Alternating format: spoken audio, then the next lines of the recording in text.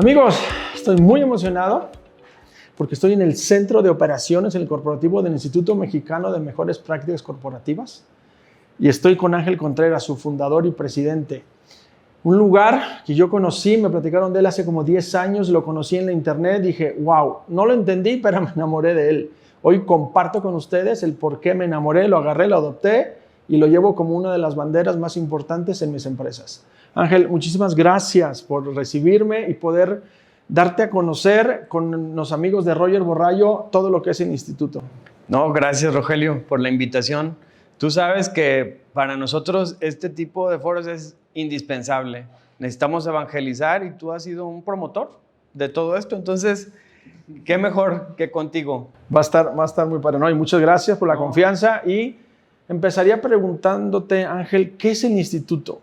Sí, fíjate que el Instituto Mexicano de Mejores Prácticas Corporativas nace en 2009 y nace por una inquietud personal que en términos de psicología dice que al que le duele le toca. Yo vivía en un contexto donde la cultura empresarial no la sentía con un nivel que permitiera a las empresas evolucionar y decidimos trabajar en eso. Decidimos trabajar en la cultura. Entonces, en 2009 nace esta inquietud, esta asociación civil que promueve la cultura empresarial. La misión está muy clara. Queremos generar un cambio en la cultura empresarial de nuestro país y eso ha sido una labor muy ardua. Muy arduo. Hace poco escuchaba de Jorge Serratos una filosofía de vida que quien no trabaja no logra lo máximo. Y me acordé de este tema de las 10,000 horas. Sí. Quien logra la excelencia son 10,000 horas. Yo no sé si llevas contabilizado, pero yo te lo aseguro que antes de morir y partir de aquí, llevarás tal vez 100,000 horas. Ángel, y hablando de esto, ¿cuál es la historia personal y del instituto desde que inició esa idea hasta el día de hoy? Sí, sin duda es un proyecto como todos los de emprendimiento que nace con muchos obstáculos y empezó desde la fecha del nacimiento. Te reitero, 2009, cuando se detonó lo que conocíamos como la crisis más reciente de los últimos años, derivada de la crisis inmobiliaria en Estados Unidos, que repercutió en México y pues nace con ese hándicap negativo, porque estábamos en plena crisis y todo lo que implica el instituto genera recursos, desde el lugar, la gente que se tenía que contratar para impulsar la idea, la revista, la impresión, o sea, todo lo que queríamos, porque el instituto tiene un medio de difusión que es nuestra revista Mejores Prácticas, que con esto, pues es un medio de vinculación y de comunicación. Entonces, pues es un proyecto que implica recursos y que como todos, no hay credibilidad porque no existía un proyecto similar. Y aparte con un estigma para los que impulsamos, los fundadores del instituto, de que pues no hay medios de financiamiento. Entonces teníamos que nosotros fondear de la bolsa el nacimiento y el impulso de este proyecto, y que en estricta teoría es una asociación civil donde no persigue fines de lucro. Entonces, pues nace con todo esto. Obviamente los bancos no le prestan a las asociaciones civiles. Nace con todo eso. Las empresas no se anuncian en las revistas porque es un proyecto nuevo, no tiene pasalón y todo lo que los mercadólogos te exigen para poder invertir en publicidad. Entonces, ha sido un proyecto como todos los de emprendimiento que tú conoces y que nos están escuchando, que implica una verdadera contención personal. Y de los otros 2 fundadores que me apoyaron en la idea, a los 3 meses se bajaron, porque implicaba recursos y nadie está dispuesto a apostarle a una idea. Queremos retornos de inversión, queremos que esto sea autosustentable o que genere utilidades, y no va a ser. El instituto siempre se concibió como una plataforma de vinculación, en donde quien quiera aportar y compartir es bienvenido. Quien quiere dinero, pues no es. Entiendo esto, que es un medio donde los apasionados nos entendemos muy bien y venimos a dar y a contribuir. Claro. Oye, Ángel, y en estos más de 10 años, ¿cuáles han sido como las etapas grandes donde has catapultado cosas maravillosas? Están muy marcadas. El instituto nace con la revista. Fue un tema lateral.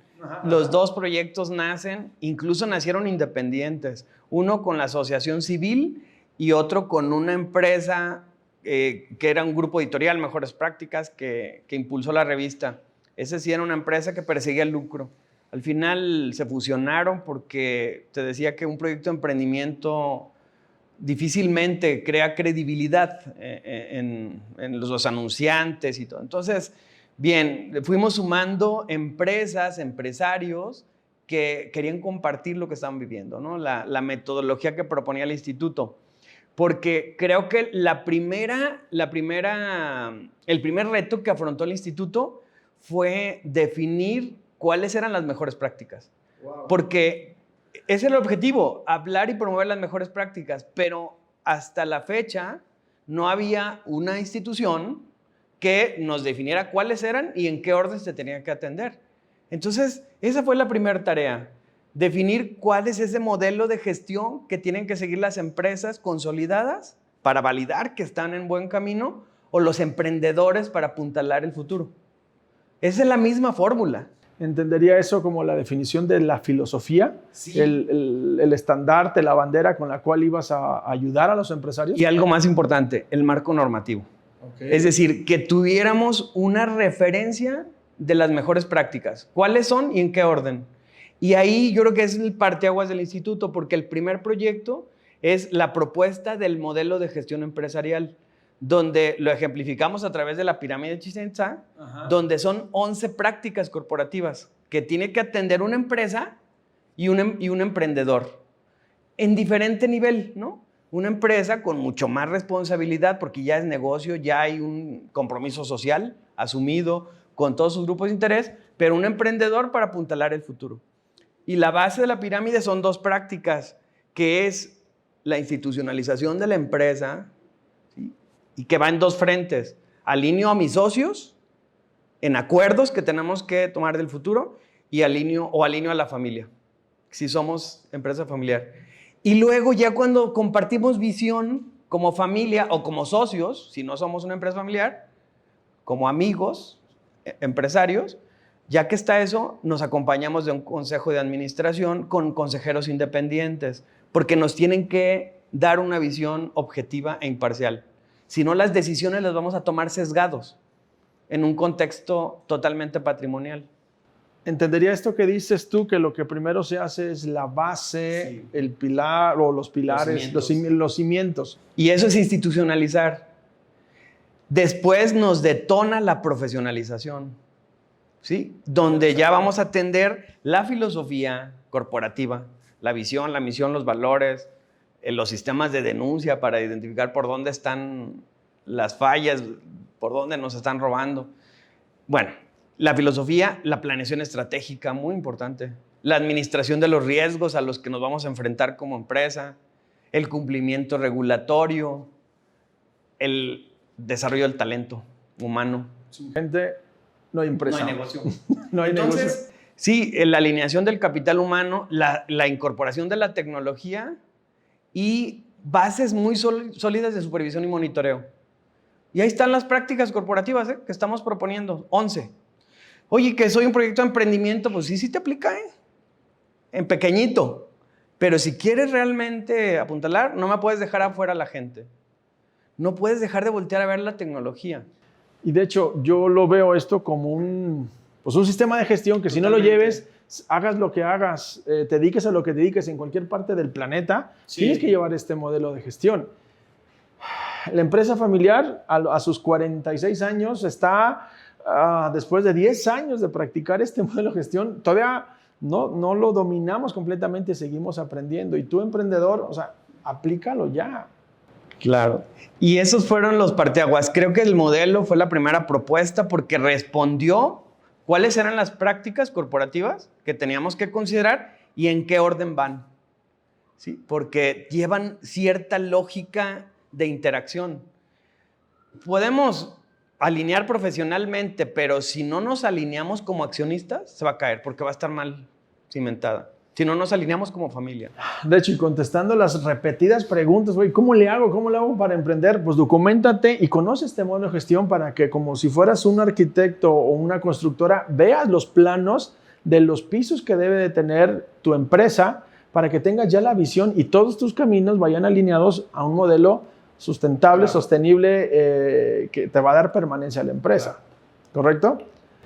Ángel, en estos más de 13 años que tienes buscando transformar la cultura del empresariado latino, ¿cuáles han sido para ti esos medios más importantes que has encontrado para poder tocar la transformación de la cultura del empresariado y el emprendimiento? Perfecto. Fíjate que hay 7 muy claros, pero ya te había enfatizado que lo primero fue el modelo, definir cuáles son las prácticas y sobre eso empezar a promoverlas. El siguiente pasito previo a los 7 es la razón de ser del instituto, que quedara muy clara, porque empezamos a darnos cuenta que la gente que se acercaba al instituto buscaba 3 objetivos. El primero era crecimiento profesional, es decir, información. La segunda quería relacionamiento, pero todos compartían el mismo objetivo, queríamos generar cambios. Y por eso el eslogan del instituto es el cambio inicia adentro. Porque primero cambio yo y luego el que está a un lado y luego generamos la transformación. Y ahora los 7 proyectos. Lo primero fue la formación. Tenemos programas de formación muy claros que van enfocados a ese modelo de gestión.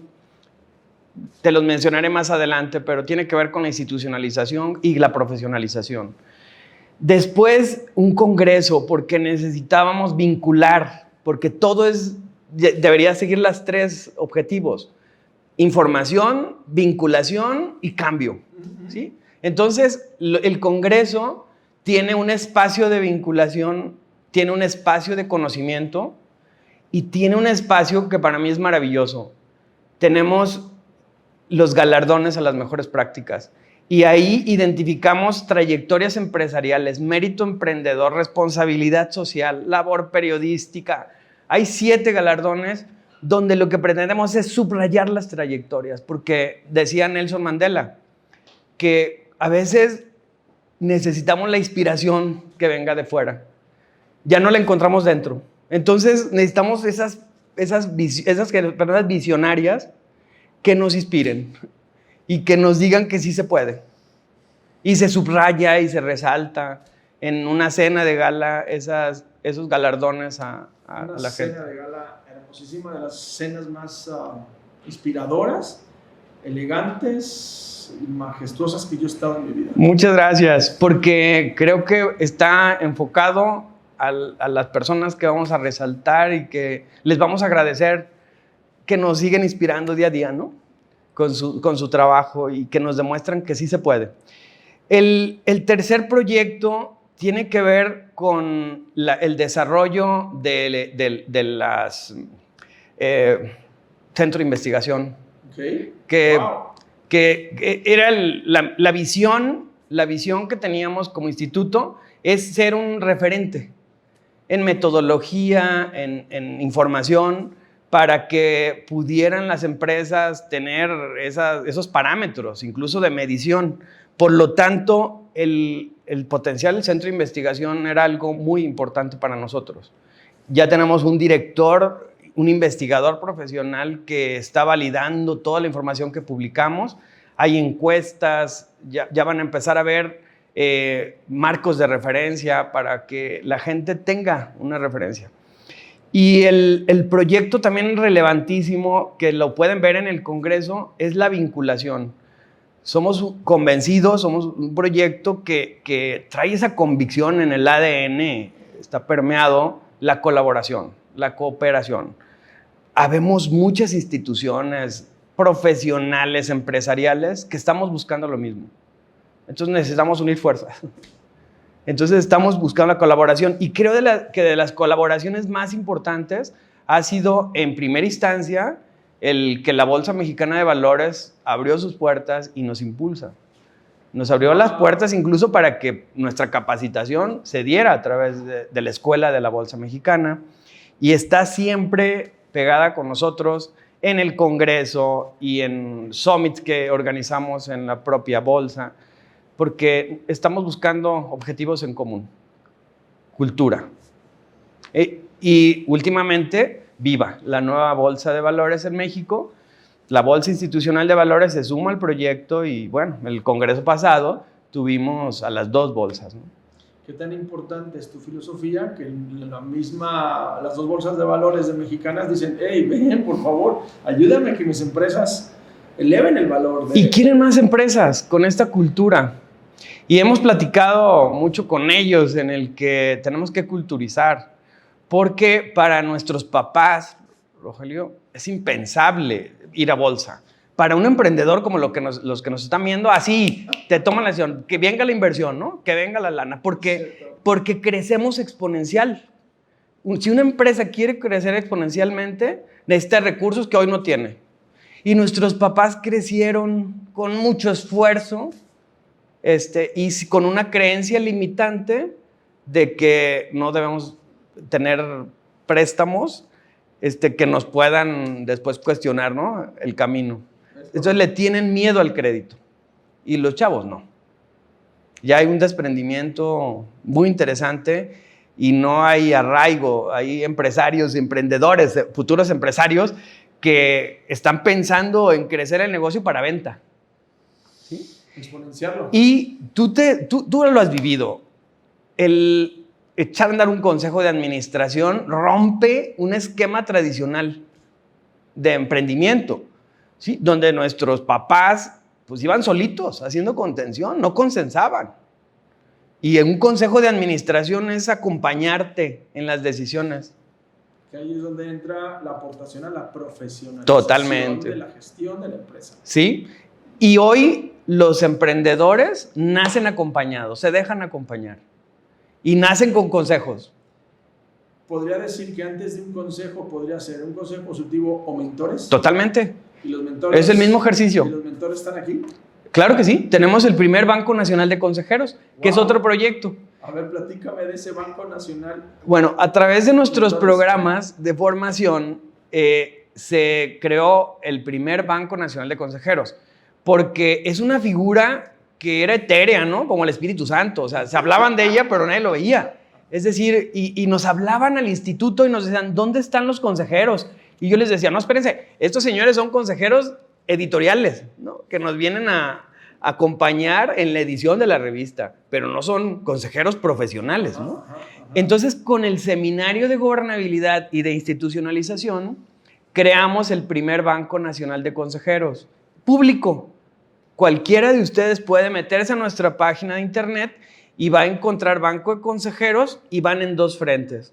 Los consejeros profesionales en administración y consejeros de familia. Uno es técnico porque nos va a aportar bases de administración y el otro contención en la emoción. 2 temas totalmente diferentes. Y muy importantes y dependientes uno del otro. Totalmente. Sin uno no hay otro.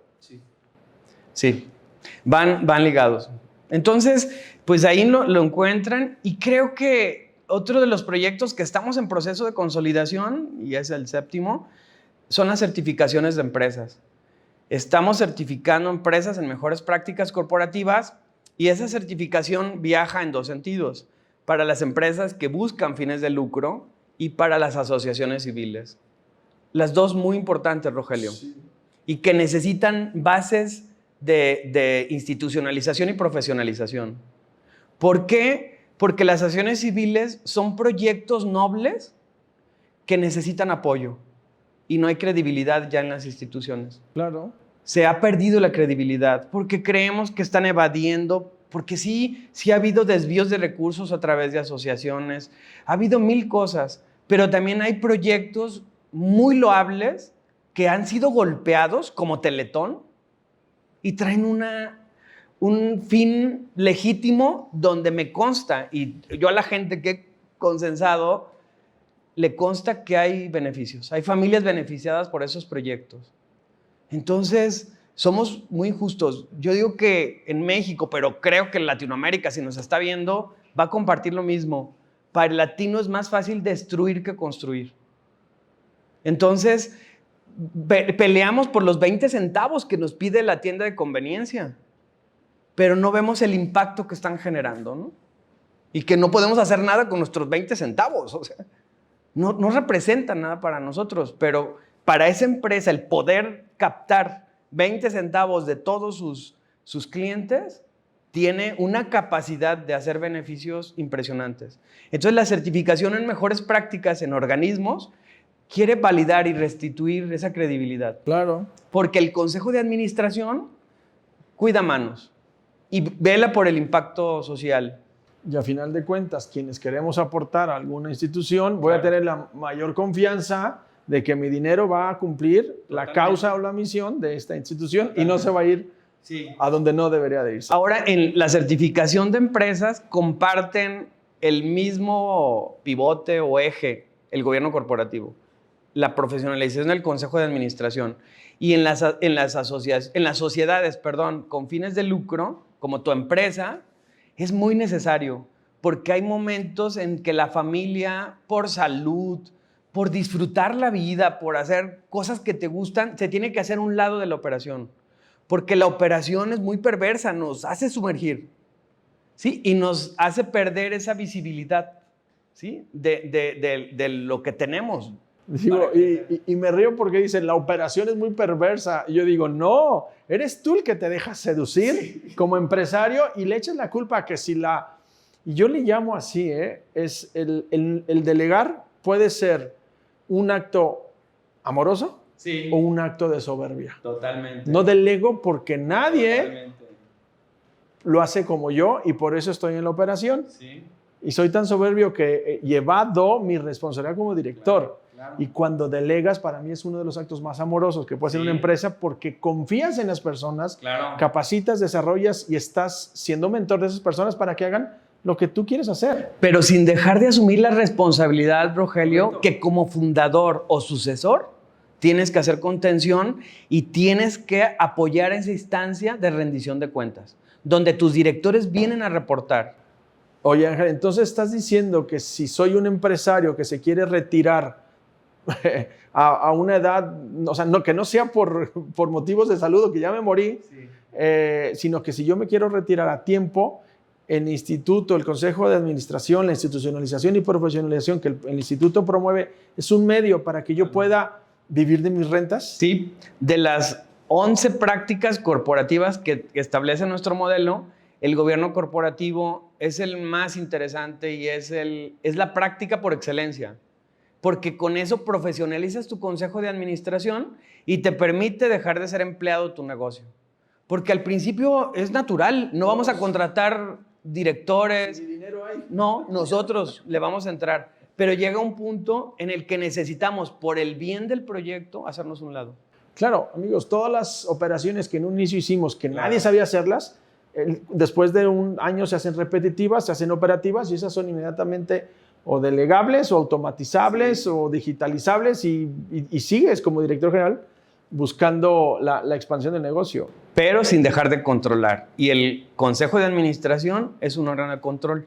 Hay una frase que yo sigo muchísimo que es al ojo del amo engorda el caballo, pero hoy con estos métodos puedes observarlo desde otra parte del planeta. Más estratégica. De manera estratégica. Porque lo estás viendo de arriba. Yo siempre he puesto de referencia a nuestro gran amigo Carlos Slim. Digo, ¿cómo le hará él para administrar tantísimas empresas? Pues con gobiernos corporativos y sabiendo delegar el tema. Totalmente. Y ahí sí dejas de ser empleado de tu negocio o te vas de vacaciones sin pendiente, ¿no? Qué hermoso que dejes de ser tu autoempleado y te vayas de vacaciones con tu familia cuando quieras y como quieras. Porque al final tenemos, creo que todos en algún momento, la claridad de que necesitamos calidad de vida, necesitamos disfrutar. Y la empresa, como tú bien lo dijiste, es tan seductora que nos hace sumergir. ¿Cuántas personas has conocido tú, empresarios, que ya no pudieron disfrutar su dinero? Muchísimos. Hay tanta fuerza en la contención que se les va la vida y se les va la familia y llega la enfermedad. Escuchen la reflexión que hace Steve Jobs. Steve Jobs. Ajá.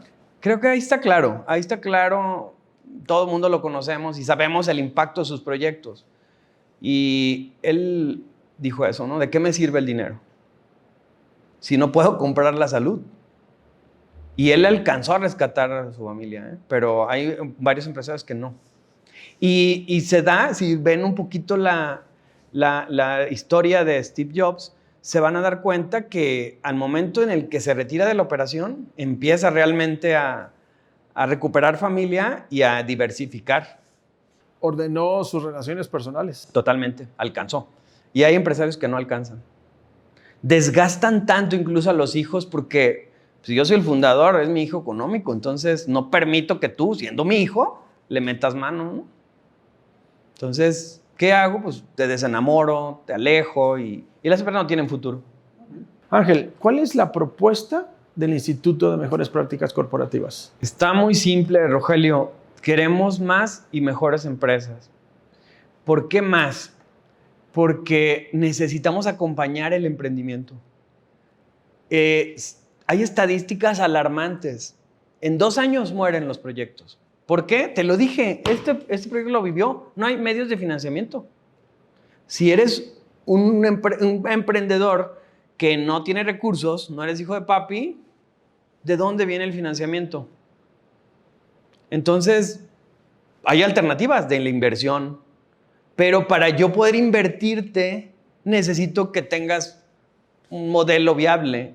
Claro. Entonces, necesitamos más, promover más y que se mantengan, porque también hay empresas que ya lograron pasar esos baches, ya no son emprendimientos, ya son empresas, pero que si no se atienden las metodologías, van a quedar en el camino. Claro. ¿Por qué? Por la falta de profesionalización. Porque entendería que qué emprendedor es experto. Claro. ¿Qué porcentaje de los emprendedores son expertos en empresas? Pues ahí te va un dato que espero les haga sentido. De el 100% de las actividades de una empresa, el 30% es lo que dominamos, es el modelo. El 70% son actos de administración. ¿Cuánto sabemos administrar? Y bien. Entonces, vender es un acto de administración que necesitamos estudiarle. Valor de marca. Todo lo que tiene que ver con el posicionamiento de marca. De ventas, o sea, hay profesionalización en las ventas. Entonces, necesitamos estudiarle. En finanzas. Eso hablaba con otras empresas. En gestionar a la gente. Uf. En la tecnología. Tecnificar. En el cumplimiento de las normas. Entonces, 70%. Por eso es bien importante que todos los emprendedores que nos vean tienen que ya empezar a prepararse en este sentido, acompañarse, a hacer ejercicio de mentoría.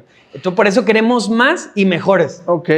¿Qué me dirías o qué le dirías a un emprendedor que no está aún convencido o no entiende este tema de las mejores prácticas corporativas a cualquier etapa? ¿Cuáles serían los beneficios inmediatos y más fuertes que tuviera alguien que incorporara la metodología que propone el instituto? Yo primero no lo agobiaría. Dejaría que se golpee un poquito, que haga contención, que vea lo que implica, ¿no? Esa resiliencia que necesita en el ADN un emprendedor y tropezar, o sea, darse cuenta y golpearse con el mercado, con la realidad. Primero eso. Ya cuando empiece a sentir esos estragos, pues aquí lo vamos a esperar porque los beneficios es que lo vamos a llevar a su objetivo último o a su fin último. ¿Cuál es? Trascender. Wow. Trascender, o sea, ver su proyecto consolidado en el tiempo, verlo en la bolsa de valores, verlo con inversionistas, verlo con un proceso de internacionalización. Yo creo que es la aspiración más grande que tendría un emprendimiento. Es correcto. Entonces, si quieres eso, es el beneficio. Oye, y ya en esta práctica, en lo que tú llevas implementando estos procesos y las empresas que te ha tocado conocer, en tu experiencia y vivencia, ¿cuáles son los principales obstáculos que una empresa o empresario, emprendedor tiene para vivir esta profesionalización e institucionalización? Creo que son nuestras creencias limitantes. Y por mencionarte algunas, hay infinidad. Pero pues la mala noticia para algunos de ustedes es que el llanero solitario no existe, Superman no existe, ¿no? Necesitamos acompañamiento. Entonces acompañarnos, y los acompañamientos van desde estudiar, o sea, estudiar modelos, incluir mentores en nuestro proyecto, que nos espejen, que nos acompañen. Entonces, pues los obstáculos son las creencias, romper las creencias limitantes, dejar de tenerle miedo a los créditos, pero bien sustentados, ¿no? Con presupuestos, con proyecciones. Entonces, romper eso, romper los paradigmas de la vida. Hay paradojas, incluso muy fuertes, en las que tenemos que entender que la fórmula que nos trajo al éxito no nos va a llevar al futuro. Entonces, innovar, moldear, ¿no? Esa flexibilidad que necesitamos de lo que concebimos al principio con lo que va haciendo de acuerdo a las necesidades del mercado tan cambiantes, ¿no? Entonces, necesitamos eso. Esos son los obstáculos, que rompamos todas las creencias limitantes. Oye, ay, Dios mío, me imagino a alguien que dice, pues está padre tu idea, pero no estoy convencido. Yo todavía sigo creyendo que yo solito voy a poder lograr esto. ¿Qué riesgos llega a correr ese terco empresario que no cree en la institucionalización y profesionalización de la empresa? ¿Qué riesgos tiene él y la empresa? La muerte. O sea, la desaparición, el cierre de su empresa, como quieran llamarles. Porque el crecimiento de las empresas es tan perverso como el canto de las sirenas, que lleva al marinero a su propia muerte o a su propia destrucción. Lo mejor que le puede pasar a un emprendedor es que de su proyecto crezca de manera exponencial y no pueda contenerlo. No pueda contener el servicio, la producción que se espera en un contrato, y de ahí muera. Nada más la caída es muy dolorosa, porque pareciera que ya había llegado, porque ya había festejado el contrato con una cadena nacional, pero no pudo soportar el suministro y las penalizaciones lo mataron.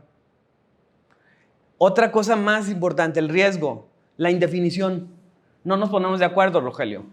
Como socios. Y viene la indefinición. Me tocó resaltar un proyecto en emprendimiento social muy sexy, muy interesante. Cuando lo siento en esta mesa y empezamos a hablar de acuerdos, empieza el conflicto entre los dos. Porque uno quería el 70, el otro el 30, y no había una empresa atrás, era una idea. ¿Sí? Que ya estaba facturando, pero persona física. Ajá. Sin marca. La marca la tenía uno de ellos y son dos. Y empieza el conflicto. Se transparentó el conflicto. Esos proyectos no van a tener futuro. Y era algo que ya estaba, pero nunca se había socializado. No nos habíamos puesto de acuerdo. ¿Por qué? Porque los negocios se hacen como nos enseñaron nuestros abuelos, ¿no? Que dice, tú échale la carreta en el camino como damos. Claro, 20 años echándole, ¿no? En la indefinición. Sí, pero un tema es un negocio, una tienda de, no sé, algo muy simple, muy sencillo. Otra ya es la institucionalización de una empresa. Ahora, yo les preguntaría a los emprendedores, ¿para qué quieren emprender? Si no sueñan en grande, ¿no? Entonces, si quieren sueños de ese tamaño, pues las decisiones y lo que tienen que definir tiene que ir en ese sentido, no en lo que es ahora. Va de la mano. Grandes empresas, claro. Gran administración, gran empresario y grandes colaboradores, totalmente. Grandes procesos. Grandes acuerdos. Sí, porque si no, crece y ahora sí, el conflicto se vuelve irresoluble. Eso que dices podría ser de risa y no creíble, sí. Pero es la muerte. Es la muerte de las empresas. ¿Han llegado a golpearse los socios? Totalmente. Totalmente. Hay intervenciones que me ha tocado en lo personal, en la calidad de consultor, no de presidente del instituto, sino como consultor, en las que la recomendación es ya hacer la separación. Y cualquier separación, llámese a través de una decisión, de una liquidación de socios, siempre nos va a debilitar. ¿Y más si ese socio era tu hermano? Totalmente. Es tu hermano, primo, papá, hijo. Sí. Hay empresas, Rogelio, que es un conflicto impresionante porque el valor real lo tiene la marca. ¿Quién se va a quedar con ella? Los dos sabemos hacer el producto, pero es diferente. Yo puedo tener un producto totalmente igual al tuyo, pero los 40 años que tiene la empresa le da la preferencia al cliente. A mí no, y es el mismo. Es el mismo. Entonces, ¿quién se queda con la marca? Si no logramos el consenso. ¿Y cuánto nos va a costar hacer ese producto si perdemos la economía a escala? Si vendíamos 1000 y tú te vas a quedar con 50 y yo con 50. Se acabó la economía a escala. Entonces, es eso. O le trabajamos o la muerte. O sea, el proyecto va a morir. Y van a surgir otros. No hay problema. Pero el nuestro se va a quedar en el camino. Entonces, Ángel, ¿qué le recomendarías? ¿Cuál es tu mejor recomendación como presidente, fundador y evangelizador de esta metodología, de esta cultura? ¿Qué le dirías a los empresarios y emprendedores? Hay dos temas, la conciencia, ¿sí? La conciencia, empezar a escuchar todo este tipo de recomendaciones, a escuchar a sus mentores, a su consejo, porque el que aprende de sus errores es inteligente, pero el que aprende de los errores de otro es sabio. Hay una gran diferencia, porque me acotas la brecha. Entonces, la recomendación es eso, y el instituto te da la metodología, tú la aplicas, si te conviene, si te hace sentido, la mitad de lo que hablamos, ¿no? Algo que te sume. Pero como luego pasas a otra institución o a otro organismo y te va a agregar algo y suma, todo va a sumar. Pero lo tienes que hacer tuyo y tienes que ver el beneficio que te aporta. Y es convicción, entonces la convicción. La otra es la actitud. Porque sí, yo puedo estar convencido, pero no hago nada. Es llamado a la acción, te mueves. ¿Sí? Empieza a trabajar, esa es la actitud. Vamos, hoy, mañana es tarde. Es el entendimiento y la aplicación. Totalmente. Y con eso. Sí, y si partimos de que tenemos años claro, haciendo algo de una misma forma y quieres hacerlo de una forma diferente y por muy convencido que estés claro, y por mucha actitud, hay un proceso sí, de asimilación, vivencia, dominio de ese nuevo cambio. Sí, totalmente. Entonces, gente nos ha preguntado, ¿en qué momento hay que voltear a ver la institucionalización y la profesionalización? En el momento en que tú y tu familia dependan económicamente del proyecto, es momento y a lo mejor vas tarde. Porque todo el mundo podemos pensar que puede suceder algo en el futuro, pero en una hora nos pueden bajar el switch. Y la indefinición se deja venir en el momento. Gente que no está asegurada, que no tiene estos mecanismos de contención corporativa y la esposa ni los hijos están preparados. Entonces nos llevamos a la muerte real el proyecto. Oye, me imagino que, es que el negocio lo puse en nombre de mi hija y la hija ni siquiera opera y luego el cuate o el contador nunca declaró impuestos o no pagó. ¿Quién va a pagar los platos rotos? La hija. Y te va a decir el empresario, es que yo no pensé, claro, yo no sabía, perdóname. Pues sí, güey, perdóname, pero ya la metiste en un aprieto. Quiero compartirte algo, Rogelio, que para mí yo creo que ha sido de los momentos más dolorosos que hacen digerir y entender todo esto que estamos proponiendo. En esta mesa, con la pandemia nos vino a revolucionar a la humanidad porque nos dimos cuenta lo vulnerable que está la vida. Si algo se cuestionó antes de una crisis financiera, fue una crisis de salud que cuestionaba la vida. Y me tocó recibir en esta mesa a una esposa y a un hijo de 18 años, el hijo, la esposa de 43, donde me compartían que acababa de morir el esposo por la pandemia y no sabían qué hacer, pero tenían un socio con el 5% que les exigía el 50%, si no, ya iba a dejar de operar, y que ellos no conocían, el 50% de las acciones. Sí. Y me decía, yo le decía, obviamente eso es absurdo, porque no puede aprovechar una situación tan catastrófica para una familia que depende económicamente de ese proyecto y abusar, ¿no? Pero no les quedaba otra porque ni la esposa ni el hijo obviamente estaban involucrados. Y digo, era muy doloroso porque el chavito de 18 años estaba realmente agobiado y me decía, Ángel, ¿y no me puedes acompañar tú para operar la empresa y me enseñas? Porque dependemos, las colegiaturas de mis hermanas. Yo puedo dejar de estudiar, decía. Yo no tengo problema. Pero mis hermanas, o sea, de ahí dependemos económicamente. Qué doloroso. Entonces, ahí dimensionas. El no poner un consejo de administración que haga contención y te frene a un socio de un 5% y contrate un director y ponga orden en un negocio, como ha sucedido con empresas muy importantes en México, que muere el fundador y no pasa absolutamente nada, porque hay gobierno en la empresa, hay orden. Entonces, eso es la importancia de todo esto, ¿no? Y es donde necesitamos sumarnos y colaborar para evangelizar. Así es. Ángel, platícanos de empresas que han adoptado el modelo del instituto para la profesionalización e instrucción de sus empresas. Claro, Rogelio. Quisiera esta charla dividirla en dos, porque hay casos de éxito, en el terreno de la profesionalización y otros de la institucionalización.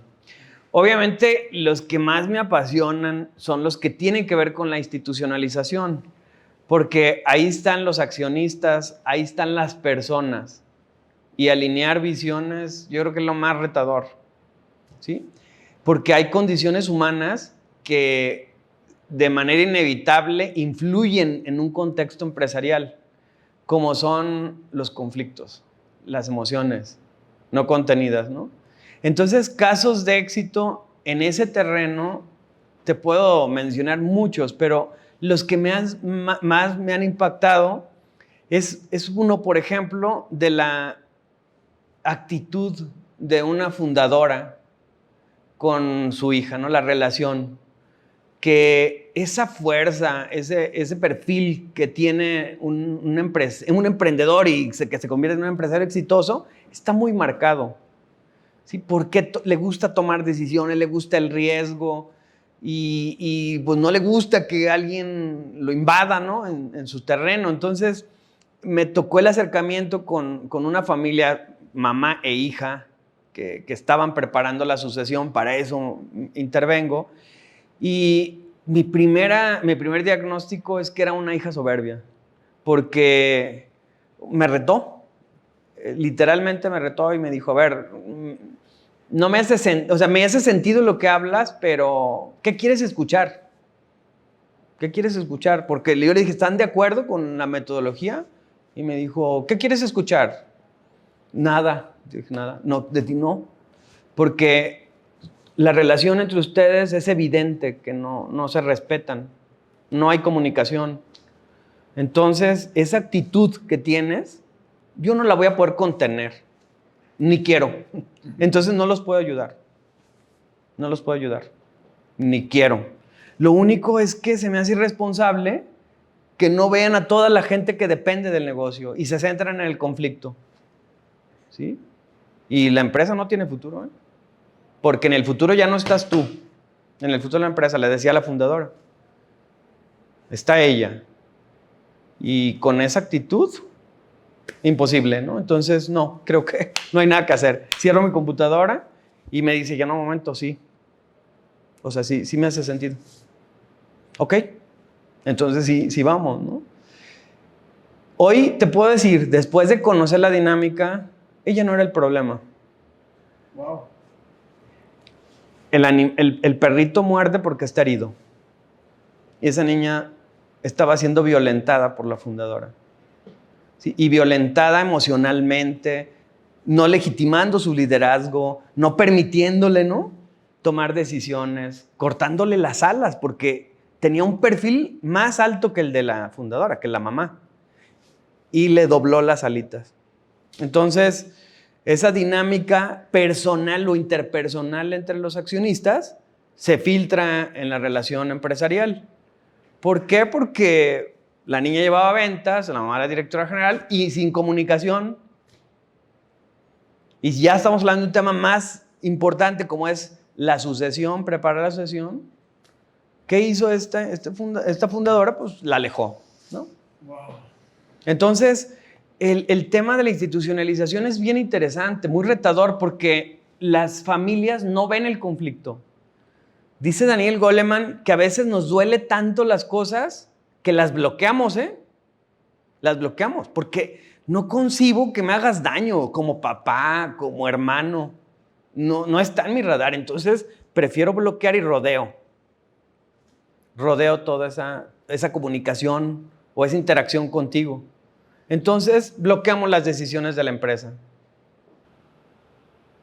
Me nace una pregunta. De 10 empresas familiares que te toca intervenir, ¿en cuántas de ellas hay problemas entre padres, hijos, hermanos? Te diría que en 11, pero me estás limitando a 10, pero... O sea que... En todas. En todas. No Lo sé. que pasa es que hay de menor a mayor y hay otras con problemas irresolubles, donde tiene que haber mutilaciones. Tiene que haber mutilaciones. ¿A qué te refieres? Por ejemplo, una agresión física, sexual, entre la familia. ¿Cómo la resuelves? ¿Eso influye en un tema empresarial? Totalmente. ¿Por qué? La Porque base. O sea, imagínate esa empresa. Totalmente. ¿Qué calidad de base tiene para sustentar toda Sí. la profesionalización? en empresas donde no hay respeto de padres a hijos y de hijos a padres, no hay agradecimiento. No, bueno, pues ahí sí nos vamos con la cultura de todo nuestro continente y no sé de otros continentes, pero la falta de reconocimiento de un padre a un hijo. Pero son cosas que permitimos, porque hay culpa. Antes de la falta de reconocimiento hay culpa. ¿Por qué? Porque le dediqué 24/7, me dediqué al hijo económico y no a los de carne y hueso, ¿no? Entonces te permito que me agredas. Eso es cuando el hijo agrede al padre. Claro. Y cuando el padre agrede al hijo es que nos aferramos tanto al hijo económico que no queremos que lo toquen, ni los hermanos, ¿no? Entonces lo protegemos tanto que neutralizamos a los hijos y hay papás que se han separado hasta sus últimos días, ¿eh? Porque te dicen abiertamente que se van a retirar con los pies por delante. ¿Y qué hacen? Neutralizan a los hijos, porque ya son hijos de 50, 55 años que no vivieron la empresa, no les permitió acceder a la empresa. ¿Sí? Que cuando él muere, el hijo no sabe tomar decisiones. Nada. Y tenemos que trabajar con la tercera generación. Para que entre al rescate. Claro, porque ya la segunda ya le resolvieron la vida, bien o mal. ¿Sí? Es decir, hubo economía para compensar, ¿no? La falta, entonces le resolvieron la vida, pero ya no saben contener la empresa. Entonces tenemos que preparar a la tercera para que la cachen, ¿no? Porque ya en la segunda dice, yo no hay necesidad, o sea, no voy a operar, no me voy a preparar como consejero, ¿no? Ya no tengo edad. No es mi sueño. No, El de mi papá. No se apropian los negocios. Entonces hay que trabajar con los hijos para hacer lo que tuvimos que haber hecho con la segunda generación. No se ama lo que no se conoce. Traerlos. Qué importante tu participación y la del instituto en la permanencia de la empresa. Sí. Wow. Y casos de éxito en la profesionalización también son muchos, pero quiero puntualizarte la importancia. Te decía del crecimiento, es tan efímero que nos puede llevar al fracaso. Entonces, cuando alineamos estas prácticas de contención, de control, de supervisión, de monitoreo, de administración de riesgos, todo lo que estamos hablando de los elementos del modelo de gestión empresarial, pues vamos a tener futuro, porque vamos a profesionalizar todas esas prácticas que han resultado exitosas para otras empresas, pero por convicción las adaptamos a nuestro tamaño de empresa, a nuestras necesidades. Y eso es lo padre, que la metodología es estándar para grandes y proyectos que nacen. Nada más es pues un elemento, dos, pero atender todos los 11 desafíos. ¿Alguna empresa que te venga a la mente, o algunas empresas, sí, que hayan bien aplicado esto y hayan tenido una foto del antes y después con gran cambio? Tú podrías dar ese ejemplo. pero no hablando de tu vivencia, hay varias, porque empiezas a trabajar desde la conciencia, desde la alineación de esa familia, compartir visión, ¿sí? Y ahí empiezas a ver los cambios. Y cuando ya compartimos visión, cuando nos empezamos a escuchar y apoyar, pues exigimos resultados a nuestros operadores o empezamos a profesionalizarnos si estamos operando. Entonces, de verdad, es mágico esto, pero tiene que haber convencimiento, porque también hay historias de no éxito. Nada más no pretendo resaltarlas, pero creo que de la más dolorosa que me tocó es un colegio que tenía más de 50 años, la fundadora de haberlo creado. Entramos a este proceso, terminamos. De hecho, en su escudo familiar fue maravilloso porque trae un cintillo que dice, no moriré del todo. Y ahí expresó la fundadora el anhelo. ¿Sí? Ella quería trascender a través de la educación. Y se acaba de vender. Entonces, toda esa filosofía, todo ese éxito, no logró ser contenido por la segunda generación. Porque esta empresaria tiene Alzheimer y más que empresaria es una soñadora, ¿no? Que quiso hacer negocio de algo aspiracional para todos, que es la educación. Y creo que es el único elemento que nos va a dar futuro como país y como continente, como sociedad, la educación. Y no logró enamorar a los hijos, pese a que hay protocolo, consejo de familia, consejo de administración. No se pudo, porque al final es condición humana. Y si tú no estás convencido, ni ninguna metodología va a poder con eso. Tiene que haber un convencimiento. Entonces, las metodologías son para analizarlas, explorarlas y abrazarlas, ¿no? Hacerlas nuestras. Emprendedor y empresario en cualquier parte del planeta que estés, si tu pasión es la empresa y buscas o sientes que debes encontrar los medios para que tu idea de empresa trascienda y permanezca a través de los años y puedas heredar algo maravilloso, busca el instituto y busca a Ángel. Ángel, ¿dónde te pueden encontrar y encontrar el instituto? Está muy fácil, Rogelio. En nuestros portales son 2 portales en la web, que es la página del Instituto Mexicano de Mejores Prácticas, que es www.immpc.org. Ahí nos encuentran. También la revista Mejores Prácticas tiene su portal de internet, donde se comparten todos los artículos y más que están para su versión web. Y ahí todas las redes están vinculadas, en todas las redes sociales estamos. Entonces va a ser muy fácil. Tenemos un canal de YouTube donde pueden encontrar entrevistas, gente que hemos galardonado y entrevistas muy importantes que también les van a agregar valor a sus empresas. Va a ser muy fácil encontrarnos. Nada más es que se decidan y empiecen a trabajar en sus proyectos, ¿no? Hace casi 10 años hice lo que tú estás diciendo y creo que eso ha sido la base para que la empresa que fundó mi padre hace 47 años ya viva hoy en día. ¿Cierto? Totalmente. Oye, Ángel, y para finalizar, platícanos del Congreso. ¿Qué es? ¿Qué vamos a encontrar si vamos? Sí. ¿Y cuándo? El Congreso en su cúspide es el 20 de octubre. Va a ser en 2 modalidades, ¿no? Presencial, que es al que más le estamos apostando porque necesitamos abrazarnos y necesitamos ya el contacto, ¿no? Pero también como el instituto ha crecido tanto en México como en el extranjero, en Latinoamérica, ya tenemos seguidores en toda la latitud. Entonces necesitamos también la versión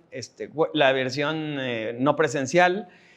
Y bueno, pues va a ser el 20, pero en realidad empezamos la fiesta este 7 de septiembre con su proyecto de ECOS, Global Forum.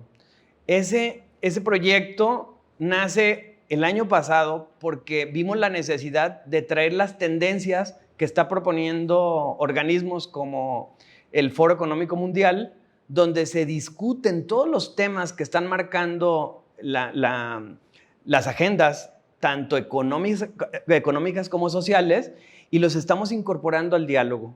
Entonces, ECOS este año es el próximo 7 de septiembre, también en 2 modalidades, ¿no? Vamos acompañados por la Universidad Ibero Campus Santa Fe, y vamos a tener la modalidad presencial y la virtual a través de Zoom. Los esperamos, son 6 temas de macrotendencia en el que necesitamos ver cómo vamos a modificar nuestros diálogos empresariales, ¿no? Con la inclusión, la diversidad, la economía circular, el desarrollo sustentable. Necesitamos crecer sin comprometer al planeta.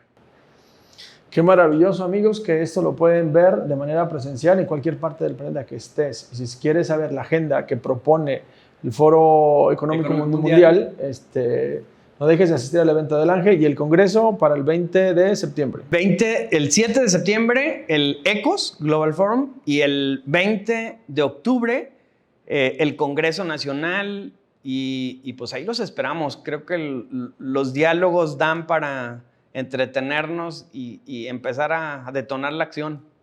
Así es, amigos, recuerden que mente que expande no vuelve a su lugar original, y requerimos hoy en día estar en una constante expansión de creencia para quitar las creencias que nos obstaculizan la permanencia de nuestras empresas, la rentabilización de nuestros negocios y nuestra libertad financiera. El Instituto Mexicano de Mejores Prácticas Corporativas es un medio para llegar a lograr tu sueño como empresario y como entidad económica que debe ser tu empresa. Ángel, muchísimas gracias por atendernos. Amigos, aquí está el instituto. Llevo más de 10 años siguiendo los pasos, viviéndolos, y como familia nos ha dado la transformación, la permanencia, que hoy a la 3ª generación ya está incluida. Muchísimas gracias, Rogelio, y un gran saludo para todos tus seguidores. Gracias.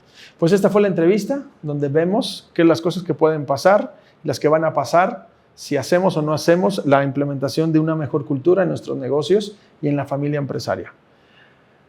Ángel, muchas gracias. Y amigo, sea como sea, sigue tu pasión.